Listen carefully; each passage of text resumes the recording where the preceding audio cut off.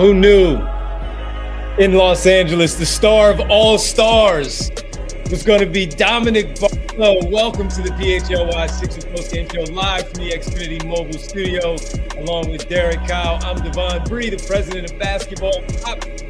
We are presented by Bet365. Whatever the moment's never ordinary at Bet365. Sixers with a dominant performance in Los Angeles to start off their 5-game West Coast trip. They have now won 4 games in a row, a 128-113 final score in LA, front end of a back-to-back in Golden State. Later on tonight, as we are already on Tuesday, February 3rd. So later on tonight, they have another basketball game to play. We have a ton to get to from the it's just so much to get to, everybody, tonight with everything that happened there in the game with the Togo unsung hero, player of the game, of course, and a former Sixer point guard maybe on the move. It is trade deadline week, man, and there is so much that has happened. But let's get to the main thing, Kyle, first. Before we get your thoughts, Barlow, baby. Everybody's thoughts. Dominick Barlow stands out. Stars in the impressive win. 26 points, 16 rebound, double-double night, and he got it going from the very beginning as the Sixers. He put up 11 points and 7 rebounds, played all 12 minutes, Kyle, in the first quarter, had a steal in that frame as well. He was tremendous tonight, as he is the main thing as we get started. Just one of those games where he played harder than absolutely everybody else on the floor. It certainly helped that the Clippers seemed to be mourning the loss of their teammate James Harden before he even leaves the franchise, and obviously some tired legs on a back-to-back. But I think he led the charge in what I thought was probably their best quarter, or at least one of their best quarters of the season. That first 12 minutes, they just punched the Clippers in the mouth, and the Clippers had no real response. And Barlow was the most important guy in all that. He had 4 offensive rebounds on their first 12 missed shots. He had offensive rebounds on 1/3 of all their misses up to that point in the game. He had a sequence in the third quarter where I think he had 3 different offensive rebounds, like tip-ups to himself on the same possession. He finishes it off with an N1.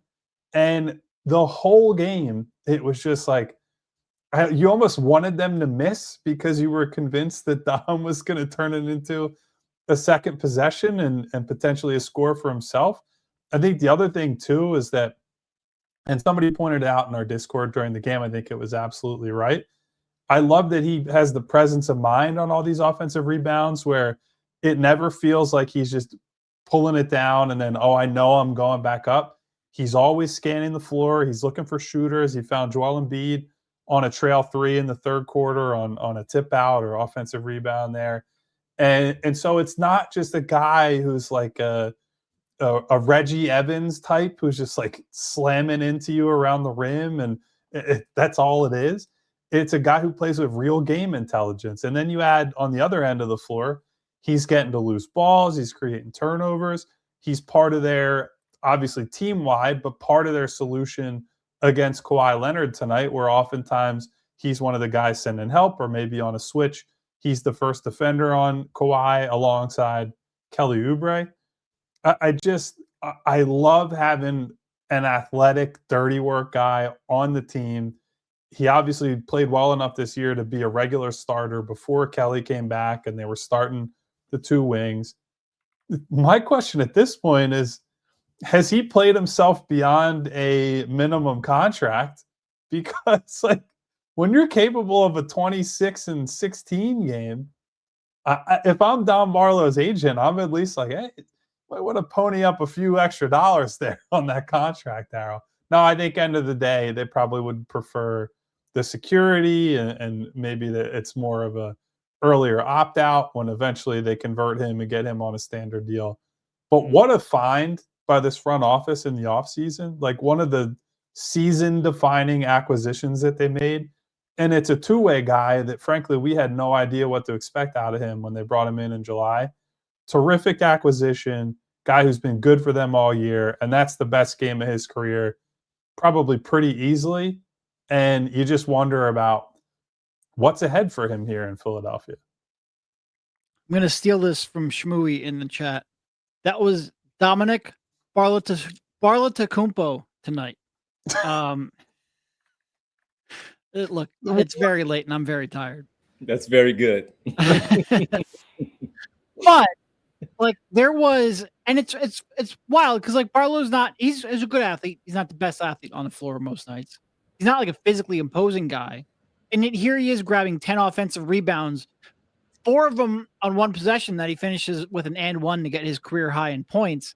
And it's just, he was a constant motor in all facets of the game, whether that, was rotating defensively and being part of that swarming defense that they had on Kawhi, whether that was, getting the loose balls and breaking out on transition, whether that was the offensive glass. This was a guy who can't shoot. And I know he made one corner three, but a guy who can't shoot and found a way to get 26 points out of pretty much pure effort and pure hustle. It really was like, we talk a lot about the Sixers and their defense. Do they gamble too much going for steals? Is this the right system that Nick Nurse has for these players? Barlow is that one player who really does thrive in this system and that style of play. And this was a night where, look, obviously the Clippers were without Harden. Probably get into that at some point. It felt like, the Sixers double teaming and trapping I thought was on point, in part because it felt like, it's one thing that like the Celtics used to do really great. It's one thing to double. It's another thing for the ball to end up where you want it to end up. And the Celtics do that really great where like they'll give up a lot of threes, but it's usually the 3-point shooters that you want taking them. I felt like every time the Sixers doubled, it ended up in Dunn's hand. And he ended up getting a couple of assists out of that. But for the most part, when you have a non-shooter like that, a guy who doesn't want to shoot, you have time to recover. And the Sixers just executed that better than they have, especially in the first half, most nights. And Barlow was front and center at almost everything they did on both sides of the floor. It was, I haven't gone through every game log from Dominick Barlow's career, but we end up with a career high in both points and offensive rebounds. Is probably the best game you've ever played. And that certainly felt like it tonight. Look, the effort, the hustle right away. We already knew that. I mean, look, our unsung hero from Togo Award, as Rich P told us very early on, just name it after Dominick Barlow because he is the unsung guy that just helps out when it comes to them winning these basketball games. And Kyle, you mentioned it. It's not the Reggie Evans type, and as 76ers TP, and the chat says, no slander for Reggie Evans here tonight. It's not slander. It's just that they do it differently. But I just love the way he tracks the basketball off the rim. And this is, as you said it, Derek said it also here, this was how the Sixers jumped out on the Sixers, just knocking their block off. Right? So hold on. I just have to – I keep reminding people this. The guy who got his hair blown off won the damn fight. That's He okay. won the fight. In 10 years, people will remember his hair falling off. They won't remember who won the fight. Free my man. He won the fight. He went on the Breakfast Club just like that, too. I saw it a little bit earlier. But, all right. He tracks the basketball so well. We know about the effort, the hustle, and all that. But when we would always say, hey, getting a rebound is just effort and want to. He wants to get the rebound. He wants to get that loose ball that's available. He wants to dive on the floor to, get that extra possession for his team and his teammates. And that's just what he did tonight. Even the one that you guys talked about, the tip drill that he had over Brook Lopez, they probably could have called that a foul because he jumped over his back. But it was just that. Again, the second and third jump that he's having, he did it earlier in the game so many times. It's very difficult for an official to then call that when he's just out there out hustling everyone else. But the way that we would always hear Dennis Rodman talk about how the ball would come off the rim and he just knew exactly where it was going and the way he tracked the basketball. Well, it's not Reggie Evans. It's not Giannis. It's not Dennis Rodman. But Dominick Barlow, for this basketball team to do it at the level that he does it, this career night with 16 boards overall, the offensive rebounds that he collected as well. But they need that type of player. They have a lot of scoring on this basketball team. Of course, they're missing Paul George, but They're supposed to have a lot of scoring. And when you get a guy like Barlow that can give you a career night every once in a while, we've talked about him all season long, the improvement that he has putting the ball on the floor from behind the three-point line. He doesn't make them, but they close out on him, and he puts the ball, he drives, and he's under control finishing around the rim. And if you can get a night like this occasionally with the 26-point night, but the 16 rebounds is what's going to matter for this basketball team in the playoffs. He may not get 16, but it's the effort and the hustle that we saw in the New York series 2 playoffs ago, where everyone else, from Precious Achiuwa to Josh Hart to Mitchell Robinson to all of the guys up and down the roster that we constantly talk about opposing players doing to the Sixers, they may have found one that can also do that to take it away from whatever series that they're in, most importantly in the postseason. And to see him do this, relegated to the bench when Paul George and Kelly Oubre are in the starting lineup, he knows his role. He's a two-way guy. He just does whatever Nick Nurse asks of him. And tonight, he was the star again among stars, where Maxey goes off for 29, which was a game high. Kawhi Leonard was really fantastic, helping to keep them in the game. Joel had a terrible shooting night, but still ends up with 20+. But he was the one tonight that had everyone talking about what he does. And all I could think about was, how is this going to track later on when they are in a series, 7-game series, and you need those extra possessions, and even just a defensive board where there's a guy like that out there doing all of that dirty work that some just simply do not want to do. Yeah, and I think the thing with Barlow that it's obviously the 3-point shot, if it was there, would just change his trajectory entirely. Like if he was a reliable shooter, you're talking about a player who would make an astronomical amount of money versus a guy who's really been on the fringes of the league.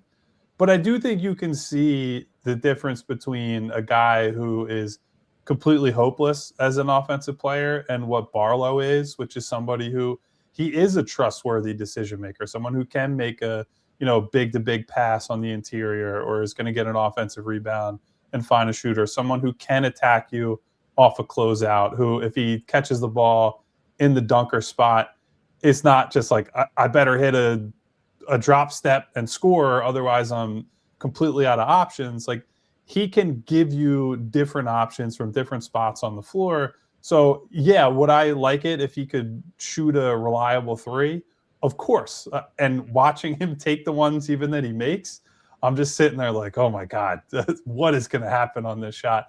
But he does all the other stuff. He's a big, switchable defender who rebounds, who plays hard, who I also think has pretty good game intelligence. And like all those things on a guy who's been on a 2-way, and we expect he'll be on, I would think, a fairly cheap standard contract once they sort out all their deadline business. That's a really good find for the end of your roster. And you make enough of these types of finds as you get a VJ and you already have Maxey and Joel's rounding into form. Like this is how you build a contender. It's not, you're not going to be able to nail every single decision, but when you keep getting hits on the margins and you make big decisions that are good decisions, like drafting a VJ, that pushes your organization forward. So is this as consequential as some of the other stuff? No, but Barlow has been a really meaningful piece of this team this year. And I hope with a summer with this team in the gym, with their trainers, with their staffers, and maybe some other people, maybe they can iron that shot out. Because if he can become even a reliable, like 35% shooter, man, is that going to be a huge piece for this team moving forward. Yeah. No, I mean, a couple quick points here. Like Kyle brought up that he has some stuff offensively, and he really does. Like his touch around the rim, his ability to get to spots off drives is pretty encouraging. People in our Discord were wondering whether or not he could have like a Josh Hart like career trajectory, because Josh wasn't a good shooter when he came in the league, shooting very well from 3 this year. I'm skeptical. Early career Josh Hart looks like Ray Allen compared to Barlow shooting sometimes. That one corner 3 that Barlow made tonight, I think, hit the rim more than Kawhi's shot. And I'm not talking about any shot that Kawhi took tonight. We all know what I'm referencing. That was not pretty. He has to put some serious work into it. But if he does, I mean, not only can he be an NBA player, but like if he has a reliable corner 3, he could be like a starter in this league. but I'm skeptical whether or not he will get there. All right, let's take our first break. When we come back, we'll get to the Togo Unsung Hero. We'll show you the play of the game graphic with some numbers as well. Certainly get into some of the other good things that we saw here tonight from the Sixers as they pick up a huge win, 128-113 on the road to start this 5-game road trip in Golden State tonight as they take on the Golden State Warriors. We said, hey, Clippers on the second night of a back-to-back. Let's see how you handle them right away. Well, Golden State's going to be thinking the same thing for Philadelphia. We'll get into all of that later on, of course, but this was an impressive win from front to back to jump on the Clippers the way that they did and never let up, even when the Clippers did throw a few haymakers themselves. Sixers win 128-113. Dominick Barlow, fantastic. Unsung hero when we get back right here on the PHLY Sixers postgame show. And guys, next up, we want to tell you about Monarch because we're still early into 2026 and there's still plenty of time to get your finances on track. One of my financial goals this year is to save up money for a down payment on a house, something many people are going through. Set yourself up for financial success this year with Monarch. Monarch is the all-in-one personal finance tool designed to make your life easier. People call me Calc as a nickname, and one of my favorite things with Monarch is the graphs that they give you and how they show you where your money is going. Monarch isn't your average personal finance app. It's built to make you proactive, not just reactive. You can see exactly where your money is going, and with automated tracking and clear projections, you're on your way to hitting that financial milestone. Monarch delivers real results for real people. Monarch helps save users on average of $200 per month after joining. Set yourself up for financial success in 2026 with Monarch, the all-in-one tool that makes proactive money management simple all year long. Use code PHLY at monarch.com for half off your first year. It's 50% off your first year at monarch.com with code PHLY. Everybody, let me tell you about a local business that's been helping Philly homeowners and businesses stay pest-free. Evans Pest Control. Love telling you about them. Why? Because this isn't some giant national chain. They're a family-owned, community-focused pest control company right here in the Philly area, and they've been earning the trust of your neighborhoods for years. My neighborhood, your neighborhood, all of our neighborhoods. Listen, pests don't knock at the door and say, "Can I come in?" They're unwanted guests, and you want them out. And if you have people in your life, sometimes they drop little crumbs here and there. They don't pick up after themselves. Maybe leave this one on the nightstand. Yes, you know what will happen? The pests will show up. You don't want that. So if you see signs of pests or you just want to prevent them before they start, reach out to Evans Pest Control. Visit evanspestmgmt.com to schedule your free consultation. That's Evans Pest Control at evanspestmgmt.com. Back here on the PHLY Sixers post-game show following a impressive win, 128-113 over the Los Angeles Clippers. Dominick Barlow with a career night. He is our player of the game tonight. Dominick Barlow is 26 points, 16 rebounds, 2 steals, 2 assists as well, challenging shots at the rim and just doing everything that he could possibly do. He had 1 block shot, but it seemed like he may have had 2 or 3 just with the activity overall on the floor. And he played tonight 35 minutes and 26 seconds for the Sixers in the front court and only picked up 3 fouls. With all that activity, all that he was doing, guarding so many different players from James Harden to Ivica Zubac to John Collins, only 3 personal fouls on the night. That is really good, as Kyle talked about his intelligence on the floor. Let's get to the Togo. What do we have here? We have the unsung hero tonight there, Bree. Let me just double check and make sure because, it is a late night. So let me make sure that we have the Togo unsung hero. Yes, we do have the Togo unsung hero presented by Togo. And let's get to it as we talk about Kelly Oubre for what he did tonight.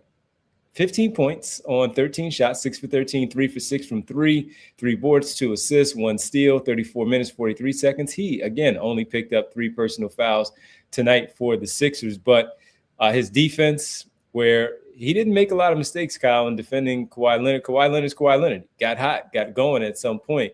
But he stuck with him. He was sliding his feet really well, did some really nice things as another guy who could just help out as far as scoring goes.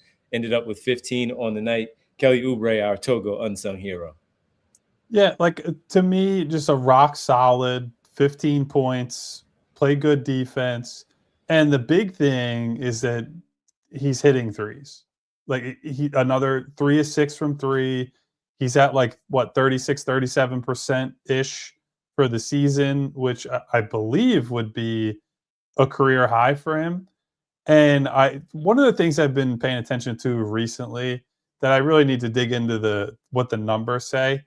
I feel like when he gets a transition 3, it feels like he's shooting 75% on those left wing trailer type 3. Right. Laces in the pocket, rises up, and I just feel confident that shot is going down.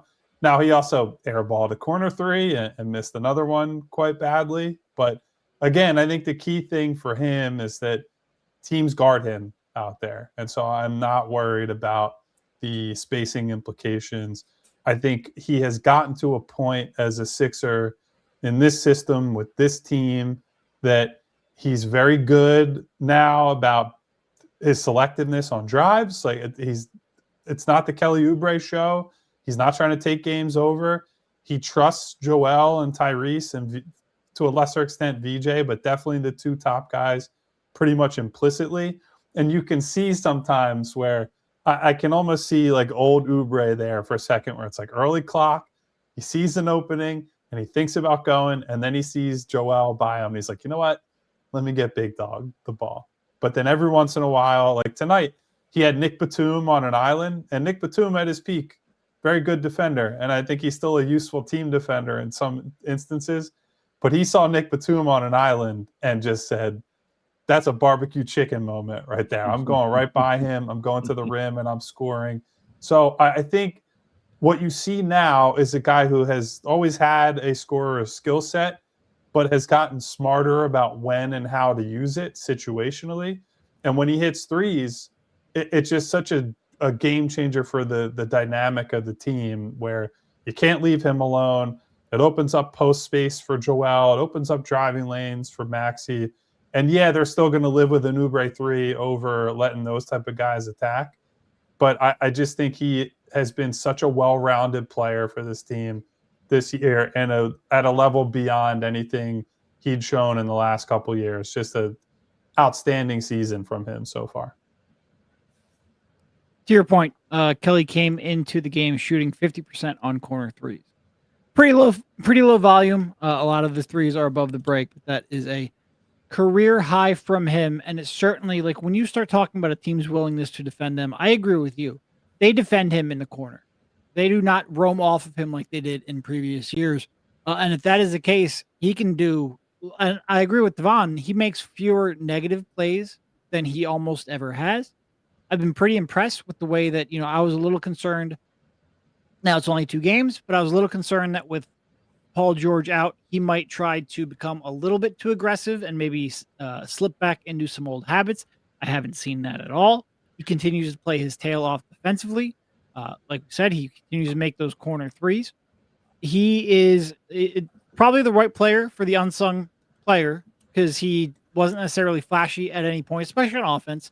But he did enough of the things that you need him to do that it was a really good and important night for him. Really was, man. As Kyle talked about the shooting, and Derek, you mentioned it earlier in the season when he was at that crazy clip that he was on, and he was like, "This is not sustainable," and it wasn't. And he eventually got hurt also, so that dipped into it. Missed that time, came back, shot some threes when he got back, and they weren't falling yet. But since then, we're talking about 2 weeks back in the lineup, and he is starting to find that shooting touch once again from behind the 3-point line. So the transition threes, as Kyle said, you're no longer really like clenching your fists and wondering, oh, is this one going to be a bad one? I mean, they're lining up pretty good. They look pretty good leaving his fingertips, and they're falling. And especially when you do have Paul George obviously out, VJ Edgecombe not looking for a shot as much these last couple of games, you certainly need somebody else to pick up the scoring slack. And we thought, as Derek pointed out, that it would go to Kelly Oubre, thinking that he should do it, but he's doing it more under control where he's not hijacking the offense, as you both have said. So this is the good Kelly Oubre that we talk about. This is the one that we discussed getting back into the starting lineup once he came back from the injury. And he is making Nick Nurse look good by putting him back into that starting lineup before all the Paul George stuff happened. And tonight, again, 15 plus the good defense overall. This is what you want to see. He's going to have 15 tonight. He's going to have 13 another night. He's going to have 26 another night to help them win a basketball game. That's where you are, where sometimes you're the third, you're the fourth scoring option. And there are enough shots within this particular team where the ball is moving. At one point, when I was looking at things in the first quarter, the Sixers finished the first quarter, 38-19, and they made 13 field goals, and they had 6 assists, but the ball was moving though. And yes, they had all those offensive rebounds, 5 offensive rebounds, but the ball was popping, and he was a part of that. He played 7 minutes of that, and he didn't go at it right away. He had his 5 points, knocked down that 1 3-pointer, but he seems like he's waiting his turn. He still does his stuff where he'll get in traffic and you're like, pass it to the guy in the corner. He's wide open. I know you see him, but we forget. It's the Kelly Oubre vision sometimes that takes over, where he sees orange and that's a He's rim, got the belief. That's it. That's it. And that's all right, because he's scoring the basketball at a pretty good rate right now. So yeah, hats off to him for what he has done. And he is our Togo unsung hero of the night. Togo, our operations leader in outsourcing. Make sure you let Togo handle the work that gets in the way of your work. You call the plays, we execute at Togo.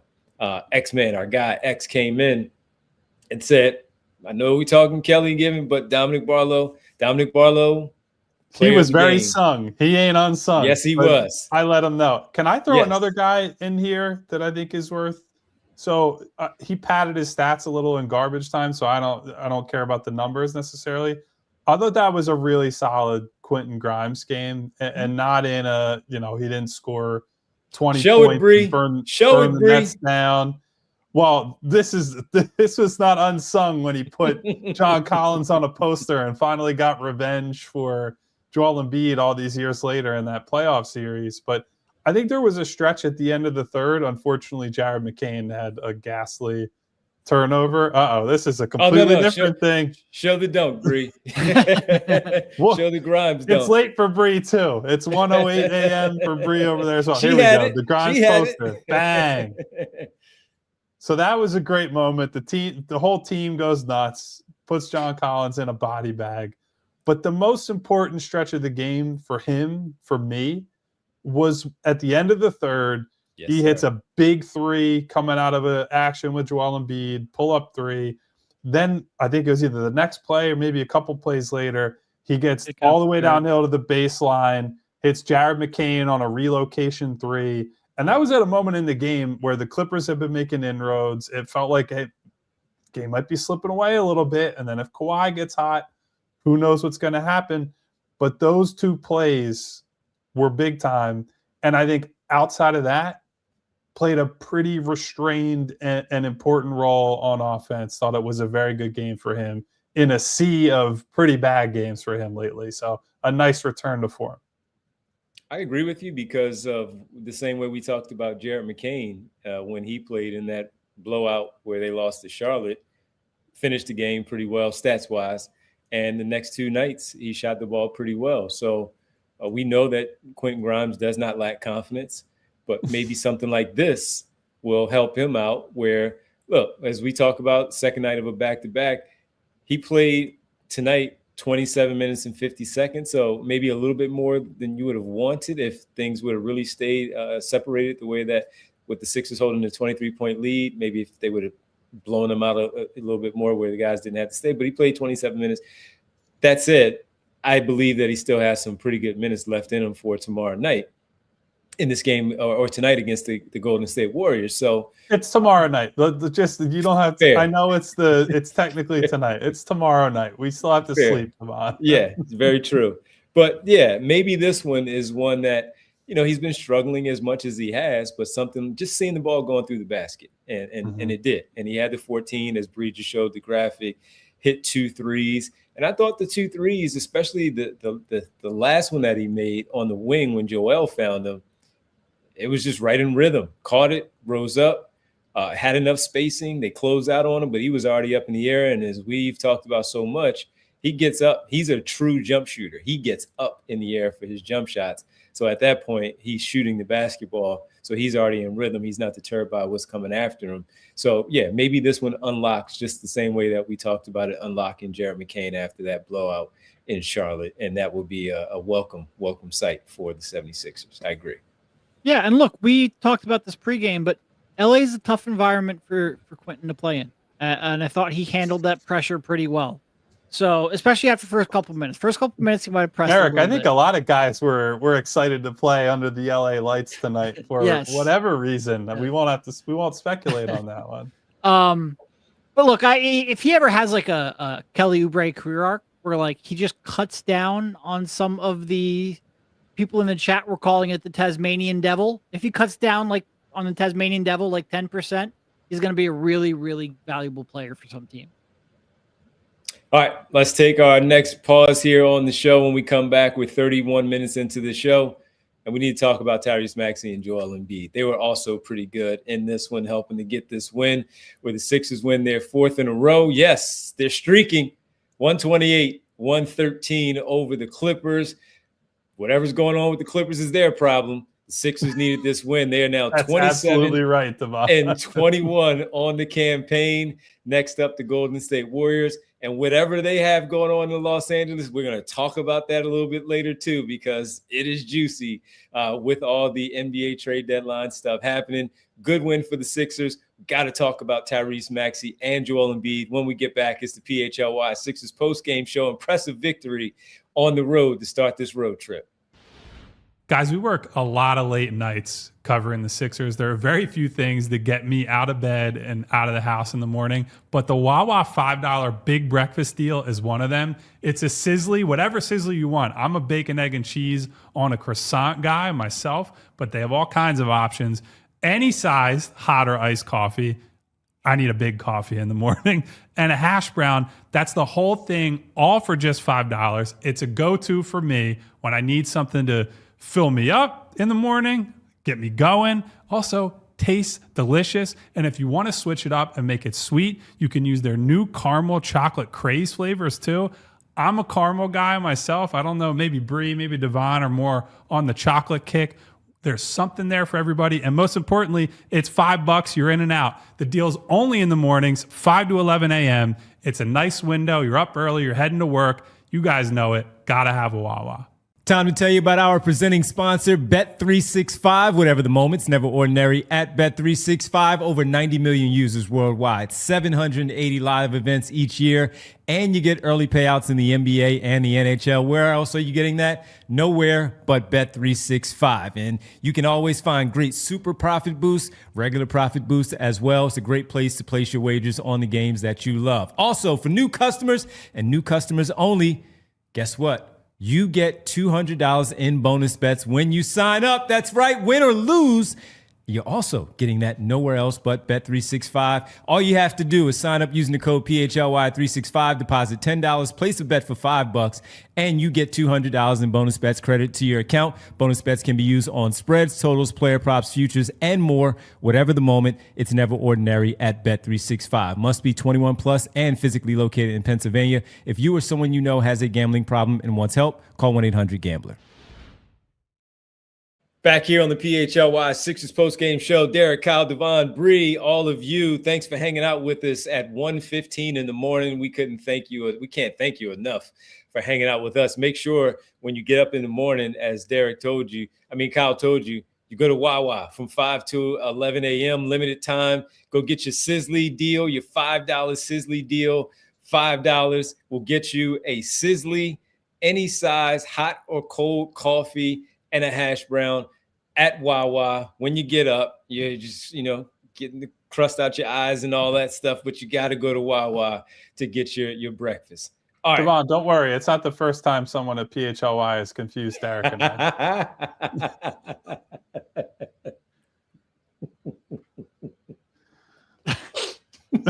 Devon's speechless. I took it out of him. By the way, guys, while you're here, there's a few hundred of us in here hanging out at 1:15 in the morning on a Tuesday morning. hit the damn thumbs up button, hit the like button. It obviously helps us out a great deal here. It's a thank you to Bree. Those of you who are new, we hope that you'll stay around with us, hang out for a bit. And if you keep hitting the thumbs up button, you're going to see more of our videos. You'll see more of these. I won't call them beautiful faces. I'll just call them faces. We're happy to have you guys. Happy to be talking Sixers, no matter what time of night it is. Absolutely. Hit that like button. All right, Derek, let's talk about the man who scored the game high, 29 points for Tyrese Maxey. You mentioned it, just that barrage of threes that he had there early. He finished he was tremendous, man. Just 4 for 5 in the first quarter, 16 points. Dominick Barlow stealing the show. And he said, nah, hold on. Let me correct that real quick. He just goes on and just started knocking down threes, 9 of 18 from the floor, 29, hitting. That was 4 for 5 in the first quarter. And one of the other threes actually went in and just bounced back out. But it was just his kind of night. 5 boards, 6 assists. Also just a fantastic night once again for Tyrese Maxey against this Clippers defense, where Chris Dunn was keeping up with him, but he found enough space, some good screens, found a way to work himself free, and he took advantage of it and knocked those shots down. Yeah, I mean, look, he came out and he had 4 made threes before I even got my second cup of coffee, which for me, a second cup of coffee on this late night of the game. Was it from Wawa? Where's the mug? I get to that pretty quickly. And like it was, this was another game where it was, he had that shooting slump and he clearly looks like he's back out of that, which we all knew he would get to. He's too good of a shooter to stay in that for too long. But I also thought this was one where, like, I think recently his defense has become, he gets a lot of credit for the steals, but I feel like the last couple of weeks, 2 weeks, 3 weeks, he's been out of position a lot. He's been gambling a lot. He's been dying on screens. There's been a lot of miscommunications. I thought this was one of his better defensive games in quite a while. They had to rotate a lot here with how much help they were sending Kawhi's way. And I thought he did a good job of balancing, still being aggressive for those steals. And he made a couple of gambles that didn't pay off. For the most part, I thought he was more positionally sound than he has been of late. And I give him a lot of credit on that end too. So I just thought this was a really good, he wasn't necessarily controlling after that. What do you have? Like 16, I think, in the first quarter, something like that. He wasn't necessarily a huge factor outside a couple big shots late after that. But I thought this was a really well-rounded in control game that he was just locked in from the jump. I love that phrase that you used, in control, Derek, because it never felt like he was chasing the game in almost any way. I think there have been some games this year where he's put up great playmaking numbers in terms of the assists, and I've been like, yeah, I don't know. It felt like he just was the beneficiary of shot making. He had 6 assists tonight, and I thought it was a much better playmaker creator game from him, just moving the ball away from pressure. You're playing against a team that had tired legs, that's down one of their stars. You make them move. You make them chase the ball instead of just trying to play ISO, one-on-one, attack all the time. And so there was that. I thought he was restrained with his scoring. And I 100% agree with you that I thought, as we talked about the physicality, the toughness, the defense that they had early in this game, I thought he was part of that. One of his pull-up threes in transition that he pulled from basically the logo came after he played good isolation defense, knocked the ball away, got a steal, and then it's just, if you guys are going to concede the space to me, I'm taking this shot. And so he earned that opportunity with very good man defense. So I agree that there have been times recently, especially, where he's chasing steals and they're getting punished for it, and finding that balance is going to be important for him.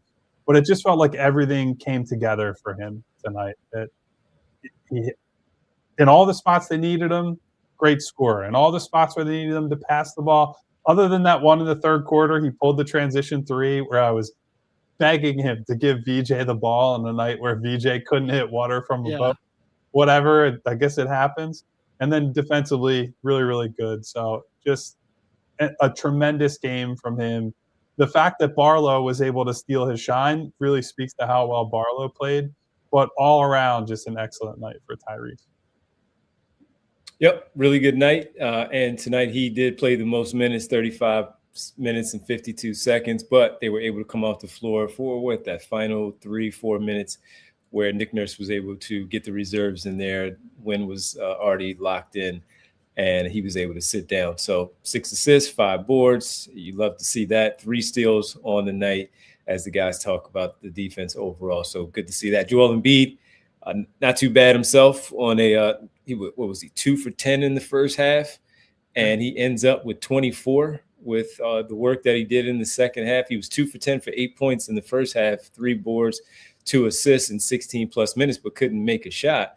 And in the second half, he helped just kind of rebound, get himself back into it, and he finished with 24 points. So despite the fact that he did not have that great start, he was 6 for 9. He closed that one out 6 for 9 in the second half in 15 plus minutes, knocked down a big 3 that they needed as well. 16 points, 2 boards, 1 assist, 3 for 3 from the free throw line in the second half after a not so good first.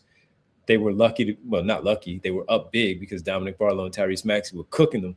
And he was able to help out and pick up the slack, as you guys talked about. Maxey good early, not so great in the second half. Joel Embiid, though, Kyle, picked up the slack there. Yeah, and I thought it was a testament to how the team played that he was 2 for 10 and they were up 19 at halftime, because I thought he was the one guy that stood out in a negative way in the first half, where it was a lot of left block, right block, face-up jumpers, not a lot of stuff at the rim. And when he got close to the rim, Brook Lopez is a guy, when he's in the game, he has historically given Joel some problems because he's just really, really big. And so he can't move him a whole heck of a lot. They played some of those. I can't believe they're playing Twin Towers with Brook Lopez and Zubats. Like, what a weird 2 guys to go to that type of look with. But they had some effective minutes against Joel. And so I thought the second half was a nice return to form. A lot of it was just find that sweet spot in the middle of the floor. The Clippers tried to throw some zone at them. And if they're going to play zone, Joel's going to station himself in the middle of the floor. He's going to have some space to rise up into a mid-range, hit enough of those to, make the line look good and to help keep them out in front of the Clippers for a bit. So was it anywhere close to some of these games that he's been playing recently? I don't think so. But I like that tonight was the reverse of some of these other games where he's had a lot of the dominant first half, quieter second half games. This one was one where he was fighting it a little bit, and he had to play through some adversity as the team is going well around him. Like, how do I fit into all this? And then in the second half, as the rest of the guys are slowing down a little bit, they're not hitting as many threes. VJ is out of the rotation at the end of that game because he was shooting so poorly. Joel's able to carry them home. And that's the job, right? Like, that's the 1A, 1B dynamic with him and Maxey. Some nights it's not your night, but you still have to score situationally and take advantage of, all right, if they're going to play this coverage and concede the middle of the floor to me, I got to be able to knock down 4 or 5 jumpers in a row and keep us out in like a 14, 15, 16-point lead. That's exactly what he did. So not a great game, but exactly what was required to get this one over the line. Yeah. No, I mean, I think that's a good way to put it, because it has been a lot of early success for Joel, and then that either tails off or he continues to push through it. This was not. And I agree with Kyle. He was a pretty big negative in the first half, both because he was off offensively and the rebounding. Sixers were great as a team rebounding, but he wasn't necessarily on the defensive glass. He was much, much better in the second half in ways that I think they really needed to. This was a second half that was at times a grind. Obviously VJ was off all night. Tyrese carried them for much of the first half. Their transition game carried them for much of the second half. When the game slowed down a little bit into a half-court game, you really needed Joel to pick up that slack and give them a contribution. And he did it. And it wasn't the most aesthetically pleasing game that we've seen from Joel of late. It wasn't the most dominant game that we've seen of late. But him turning around in the second half really helped keep them at bay. Because this was a game where we've had so many games where they get a big lead and then they let it all slip away. They led wire to wire in this one, and ever since first quarter, it never got into single digits. So a credit to that goes to Joel as well, because they did need his scoring punch in that second half. All right, final break, and then we get to what everybody is really here for. James Harden. The beard. What's going on? What is happening? The beard, could he be headed to Cleveland? Could he be headed elsewhere? Sixers get the win. Well, we have to talk about former Sixers point guard James Harden and the news that came down during the game. He was out for personal reasons for the second consecutive night. Ty Lue said he was in Phoenix, in Arizona, still. All right. He was hanging out the Arizona State. Might have been another desert city if I'm making a bet. Bet? Are you making a pun there, Derek? Bet365, presented by Bet365. When we come back, we wrap things up and we do talk about James Harden and could he be on the move? It's the PHLY Sixers postgame show. Philly sports fans, listen up. It's the season of gifting, and if you're looking for something truly unforgettable this year, or if you just forgot to get something nice for somebody for Christmas, because we are in January, I've got the perfect idea. Got to check out the incredible work from Philadelphia sports artist Jordan Spector at SpectorSportsArt.com. I own one of Jordan's pieces myself. You can see a beautiful piece here of Saquon Barkley from the Snow game. That one, you know, these aren't just posters you hang on the wall. They're museum-level artworks of the greatest moments and icons in Philly sports history. Now, Devon Givens holding it up is not coming along with what you're going to get, but the collection comes in prints, canvases, even athlete partner trading cards, including a piece of Brandon Graham's real game-worn jersey and one of those cards from that matchup in New Orleans against the Chiefs. If you got a diehard sports fan in your life or just want to treat yourself, it's the kind of gift they'll talk about forever. SpectorSportsArt.com. That's SpectorSportsArt.com. Grab something epic for the Philly sports fan in your life. We all know the feeling, guys. You walk into a jewelry store trying to pick something out special for your partner. Suddenly, you're in over your head. You're thinking, what's the difference between all these different types of diamonds? Or maybe just, what if they don't like it? It can be very stressful. I can tell you from experience. And that's why working with Joe and Michelle at Bucci's Jewelry and Design has been such a game changer. From the moment you walk in, they treat you like family. There's no pressure, no pushy sales vibe. It's just people who want to actually listen to you. Imagine that in this day and age. They help you figure out exactly what your partner will love and design a completely custom, right there, in-house piece. What could be better? And right now, gold prices are over $5,000 an ounce. That's insane. So if you've got old jewelry sitting around, Bucci's can help you sell it for cash, refurbish old pieces, or turn it into something brand new. 30 plus years in the game, Philly's #1 jeweler. So whether you're buying new or turning old gold into something special, visit Bucci's Jewelry and Design at BucciJewelers.com. Tell them the guys at PHLY sent you. Final segment here on the PHLY Sixers postgame show. The Sixers now 27-21 after a 128-113 victory over the Los Angeles Clippers, who were without James Harden tonight. By the way, the Sixers game and a half up. They are sitting in sixth place, game and a half up on the Miami Heat, game and a half back of the Toronto Raptors and the Cleveland Cavaliers. But we have to talk about the news that happened during the game as the Clippers were getting blown out by the Sixers. James Harden away with personal reasons. This weekend, he was in Arizona State as they were releasing their new James Harden jerseys and uniforms for the Arizona State basketball team, his alma mater. So he was there this weekend. They had a game in Phoenix on Sunday. They won back in L.A. on Monday night for the Sixers. He was not there. Okay. As we said, Kyle, that's their problem. But it turns out now that reports were stating that Chris Mannix really got things going. Clippers, Cavs have had advanced discussions on the James Harden, Darius Garland swap. And I had saw that M. Grads, a basketball Twitter account that's been around for a while and just been around for a while, he had it at like 10 o'clock and 10 o'clock this evening. And then Chris Mannix had it a little bit later. And this was with the Cleveland and the Clippers deal here. So, Derek, how surprised are you that this dropped? We haven't heard much. We talked about the pregame, 22 games. They have 18-4 in the 22 games. They last 22 games. He was discussed as an all-star, potential all-star, reserve out west. And then we get this. Pretty surprised. Yeah, and I think it's a little more surprising to me from the from the Clippers perspective, like I think the Cavs, how they're viewing it makes sense, even though I don't love giving up on a young player like Garland at what feels like a much lesser value than it would have been a year ago at this time. But I think from the Cavs perspective, like they're underachieving. Harden's a pretty good fit in the short term, a year shorter on the contract in the long term, and you just don't have a ton of confidence that Garland's going to get back to where he was after all the injuries he's sustained. So I don't love it necessarily because I like the way Garland was playing and developing before this latest string of injuries, and it does feel like selling pretty low on his value, but I at least understand it. From the Clippers perspective, like I guess they're just trying to get the younger player and hope he can turn it around, but I'm not 100% sure.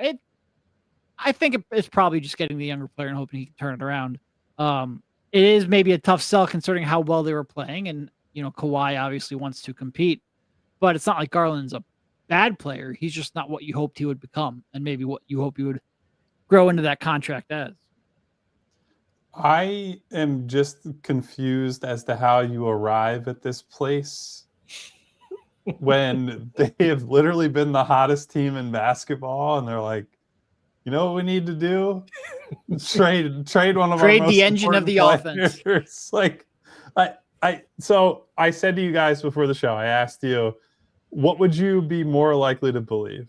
That James Harden got wind that they were shopping him for whatever reason. There's just a great opportunity out there that they could get a younger guy, blah, blah, blah.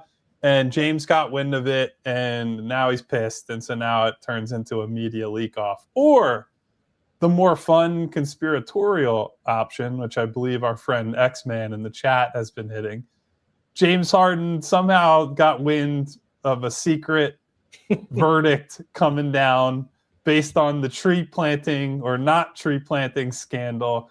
And he knows that Kawhi is going to get the proverbial death penalty from the NBA. And he's trying to get out while the getting's good. That outcome is much funnier to me. It's like a much crazier angle. I don't think that's what's actually happening, though. And that's why the whole thing is so confusing, because I'll say this as nicely as I can because I don't have anything against the good people of Ohio. James Harden doesn't strike me as a Cleveland guy. It does not really feel like his vibe. And I even joked in the Discord. I was like, well, he might be able to send a lot of young ladies from Toledo through college based on what we know about his off the court habits. But I'm not understanding the cultural fit. I'm not understanding, like, maybe you just say we don't trust Garland's health if you're Cleveland. James Harden next to Donovan Mitchell is a combo we can work with. It gives you, and Harden, say what you want, he doesn't miss games outside. Right, he's durable outside of when he's cranky. Yeah, outside of when he doesn't want to play for you anymore. right. So I don't know. I'm trying to wrap my head around it. I can understand it from the Clippers end if you just say, we want to try to take the flyer that this guy's going to be much better over the next few years. But it's the James Harden living in Ohio part that I'm really questioning that. I don't mean that as disrespect to absolutely anybody. I have been to some wonderful places in Ohio. I think James is actually a pretty misunderstood guy overall. Like, I liked covering him. I think he's pretty that aspect of him's not misunderstood though. That's pretty fun. Yeah, like he likes his time off the floor, and I would not say in particular that Ohio is like the nightlife capital of the Midwest. So we'll see what happens. But it's a very interesting philosophical thing happening here. So Ramona Shelburne, I was looking at her tweet. Ty Lue said that he can't comment specifically on any trade discussions, of course, or involvement with James Harden. But, quote, he means a lot, end quote, to the franchise. When asked if he's a guy he hoped would be here past the deadline, Lue said, quote, who wouldn't want to have James Harden, end quote. So we'll see where that goes from here. But as we were doing our thing here, and Tom Azerly out there in Los Angeles says that the Clippers and the Timberwolves have had discussions surrounding a James Harden deal as well. Kyle, I don't know if that's another city that They must really be pissed off at James at Hold this on. point. Do we have there's got to be, maybe someone needs to Can we create get an this OKC job. rumor going too? Like, Do we have he was there before. Is there an NBA gentleman's club reporter that can give us like a rundown? Call Lou Will, man. He's in the media now. Lou is in the media. So first of all, if there's not a club in Minneapolis called the North Pole, I would be absolutely floored, by the way. But so in that instance, Minnesota as a team acquiring him, I understand a lot more. That makes sense. They're in the market for guard help. They have been for a long time. They drafted Dillingham, struck out. They've been playing Bones Highland a lot. They need somebody who can be like a real table setter for that team. Now, whether you want to pay the money that James Harden is making this year and next to get that type of player, I don't know. And I don't know what that trade potentially looks like. But that is a lot more interesting in terms of giving them something they don't have. Whereas the Garland stuff, it really just feels like they don't trust him to stay healthy at this point. Yeah. By the way, doesn't Harden have a trade veto? If James Harden okays a trade to Minnesota, again, the good people of Minnesota, this is nothing against you. I have friends there who are actually one of my best friends on earth lives in Minnesota. I can't picture James Harden living in Minnesota. It's just such a funny concept to me. I guess the Anthony Edwards part, though, that's enticing. The power of Ant-Man at work right there. Yeah. Yep. So Asley also has something in the story talking about similar to what we dealt with here in Philadelphia. Apparently he wanted a 2-year, $80 million extension, reportedly 2-year, $80 million extension. Clippers not so keen on that. And as a result, maybe he got a little bit frustrated. So I know you guys dealt with it way more than I did, being down there in the locker room, in the arena and all, but something that we are all too familiar with here in Philadelphia. So interesting stuff, man. Interesting stuff. And that one I did not see. I did not see that one happening for the Clippers and James Harden. Super chat with Marcus Blackstock. To your point, imagine winning 16 of your last 20 games and saying, yeah, I want to leave now, James Harden. It's like he really he marches to the beat of his own drum, and in a league that is increasingly cookie cutter quotes, and guys just everyone wants to go with the flow, so to speak. James Harden's propensity to get unhappy is something that I admire. It's and that's he's honest with himself. That's his hometown too. He's back in LA and all that stuff. So. I mean, in all honesty, like the theory of like him wanting a new deal because he's coming up he's got a player option for next year as the final year of his deal. That's the most plausible reason for this happening that I could think of. Like if I'm just thinking of like what would instigate all of this, that one makes sense. All right, we have Sir Shmooey, our North American Gentlemen's Club correspondent in the chat says there is a club in British Columbia, Canada called the North Pole. I looked it up. Thank you to Sir Shmooey for that important Big J journalism at 1:39 in the morning on a Tuesday morning. Too good. Kawhi Leonard in the locker room says, asked about the potential trade. I have no comment on it. I respect his decision or whoever's decision it is. That's it. He's still going to be my boy. I trust the front office, end quote. We're going to the overtime, everybody. Join us at allphly.com for the remainder of the show. We'll be back tomorrow, pregame, 9:30, I believe it is, for Sixers and Warriors. Tip time, second night of a back-to-back. That's it from Kawhi Leonard, as he says. Kawhi is so funny to me, man. I respect his decision or whoever's decision it is. Yes, that's it. He's still going to be my boy. I trust the front office. I'll miss Kawhi and his aloof quotes when he's gone, man. Like I would not want to cover him because it'd be like talking to a wall half the time, but watching him talk from afar is very funny to me. Oh, too good. Talk Too and good. laugh. Too good. Oh, All right. man. A good way to end the night. I'm sorry. Go ahead.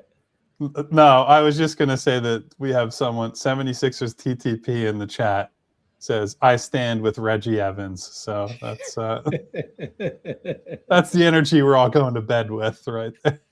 Well, Dominick Barlow tonight, 26 points, 16 rebounds, 2 assists, 2 steals, 1 block shot as well, 35 minutes, 10 for 16 from the floor. And he had a Shake Milton Clippers game tonight in a big win for the Sixers, 128-113. Sixers are now 27-21. They have won 4 games in a row, back on the floor in less than 24 hours against the Golden State Warriors, who do not have Stephen Curry on the floor for the Warriors. So should be another interesting opportunity. Joel Embiid, second night of a back-to-back. He has not played in those. So looks like it's going to be Maxey, Edgecombe, Barlow, and the rest of the crew. The big three. That's right, against the Warriors. So make sure you join us tomorrow at 9:30 for the pregame coverage as the Sixers and Warriors go after it. And see if they can extend their winning streak to a season-high 5 games. They won 4 in a row to start the season. Now they try to push that to 5 as the season-long winning streak, and it is a 10 o'clock start time, so 9:30 pregame for us. Kyle, it's time for the world-famous late night, after dark, roll call. You should not be saying those things after the subject I was just had us on a tangent regarding. So British Columbia. Thank you to my co-hosts here, Derek and Navon, for staying up with me and all of you until almost 2 a.m. on the East Coast. Thank you to Marcus Blackstock with the super chat tonight. Marcus, we always appreciate What up, Marcus? Thank you to Rick Morse. Thank you to Trev. Thank you to Dalin. Thank you to Densley. Thank you to Mom's grandchildren. What's up to Mom? Apologize for all these jokes to Mom. The fact that she's listening to this nonsense. Thank you to Benjamin. Thank you to Mr. Midrange. Thank you to Process Trusta. Thank you to PHLY guy, Jerry Sinclair, our guy Al, the 2-minute warning. What up, Al? What's up, Al? What up to Sean Sharp, Alden Network, Dex, Hedfa, my girl Nona, who woke up at 1:15 in the morning and said, I got to come see my boys. So thank you, Nona, for that. Thank you, Nona. Set the alarm. Appreciate it. Well, I think she might have just dozed off. I can't speak for Nona, but we appreciate whatever reason she woke up and said, I got to see my boys. That means a lot to me, for sure. Thank you to Jess. Thank you to Val. Thank you to Remo. Hey, here's ladies. a guy who might be seeing it, the North Pole. Mr. No Pants in the building. Oh, man. Mr. No Pants. I can't believe we had this discussion and darkness wasn't in the building. It's criminal. It's criminal. Thank you to Tom Jackson. You better love somebody. Say what? At the strip clubs. You got to love somebody to love somebody. No, you got to make sure you don't believe that they love you is the key thing there. Thank you to Bobby Birds, Kyle Wright, Ronald L, Aeon Got Beats, Philly Star, Philly Rick, Music up, Lover, Philly Jay Rick? the Jungle, Dan Muldoon, Andrew Sharp, The Flying Zebra, Jazz The Flying Graham, Zebra, Keith my B, man. Daniel Yu, Edward Chamberlain, Joe McGee, Black Moses, Smog Guy, a.k.a. Smoggy, and James Sheehan. Thank you guys, all of you, for still being here with my insanity and the other two just kind of being dragged along for the ride with me. It is 2 a.m. and there's 230 something people in here. I love y'all, love man. you You guys, guys are real sickos showing love up for you. us. Thank you so much for being here. On the way out, hit the thumbs up button on this video because it helps all of us, helps the whole channel, not just these 3 guys and Bree behind the scenes. Oh, and of course, thank you to 76ers TTP, the #1 Reggie Evans fan and all of PHLY Sixers fandom. Thank you, everybody. Hit the thumbs up button. Helps out the channel, helps out us, helps us sleep at night. Hit the subscribe button, hit the bell icon so you get notifications each and every time we go live. That's Tomorrow right. night, Sicko hours. we will be back at 9:30 for another Sixers pregame, Sixers Warriors in San Francisco. Until then, stay safe, take care of one another, and stay out of the North Pole. Goodbye. See ya. We all silly like the mayor.